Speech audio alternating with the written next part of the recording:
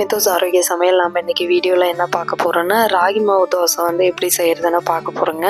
நம்ம தேவையான அளவுக்கு வந்து மாவு வந்து எடுத்துக்கலாம். தண்ணி தேவையான அளவுக்கு சேர்த்துக்கலாம். உப்பு எல்லாமே சேர்த்துட்டு நல்லா கலந்து விட்டுக்கலாம். கட்டி இல்லாமல் நல்லா கலந்து விட்டுக்கலாங்க. நல்லா தண்ணி மாதிரி கரைச்சி எடுத்துக்கணும். பாருங்கள், இந்த கன்சிஸ்டன்சிக்கு வந்து இருக்கணும்.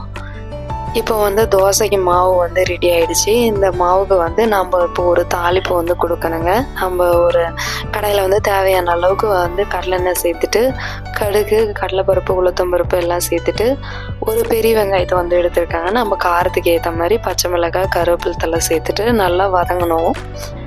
நல்லா வெங்காயம் வந்து வதங்கி வர அளவுக்கு நல்லா தாளித்து விட்டு நம்ம அந்த மாவில் வந்து அப்படியே வந்து சேர்த்துக்கலாம். இப்போ வந்து இந்த தோசைக்கு வந்து மாவு வந்து சூப்பராக வந்து ரெடி ஆகிடுச்சுங்க. இந்த தோசைக்கு வந்து சிம்பிளாக வந்து தேங்காய் சட்னி வந்து செய்யலாம்.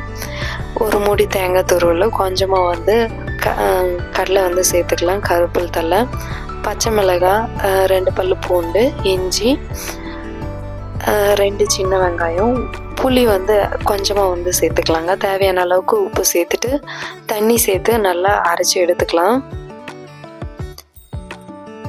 தேங்காய் சட்னி வந்து இப்போ ரெடி ஆகிடுச்சுங்க. இப்போ அந்த தேங்காய் சட்னிக்கு வந்து தாளிப்பு கொடுத்துடலாம். கடுகு, உளுத்தம்பருப்பு, கடலைப்பருப்பு, ஒரு கொத்து கருவேப்பிலை தழை, வரமிளகாய் வந்து ஒன்று சேர்த்துட்டு இதை வந்து தேங்காய் சட்னிக்கு வந்து தாளிப்பை வந்து கொடுத்துடலாம். இப்போ வந்து தோசைக்கல்லை வந்து நல்லாவே சூடாக இருக்குங்க. இப்போ வந்து ராகி மாவு தோசை வந்து இப்படி தான் நம்ம வந்து சுட முடியும். இந்த மாதிரி நம்ம வந்து சுட்டு எடுத்துக்கலாங்க. இந்த தோசைக்கு வந்து சைடிஷாக நம்ம வந்து எதுவுமே சேர்த்துக்க தேவையில்லை. சூடாக வந்து அப்படியே சுட்டு சாப்பிட்லாம். ரொம்பவே சூப்பராக இருக்குங்க. ஒரு டைம் வந்து ட்ரை பண்ணி பாருங்கள். ட்ரை பண்ணி பார்த்துட்டு எப்படி இருக்குதுன்னு எனக்கு கமெண்ட் பண்ணுங்கள். இந்த மாவு வந்து நம்ம புளிக்க வைக்கலாம் தேவையில்லைங்க. அப்போவே கரைச்சி அப்போவே வந்து சுட்டு சாப்பிட்லாம். ரொம்பவே சூப்பராக இருக்கும். இதே மாவில் வந்துட்டு நம்ம தாளிக்காமல் நாட்டு சர்க்கரை சேர்த்துட்டு குழந்தைங்களுக்கு வந்து செஞ்சு கொடுக்கலாம். ரொம்பவே விரும்பி சாப்பிடுவாங்க.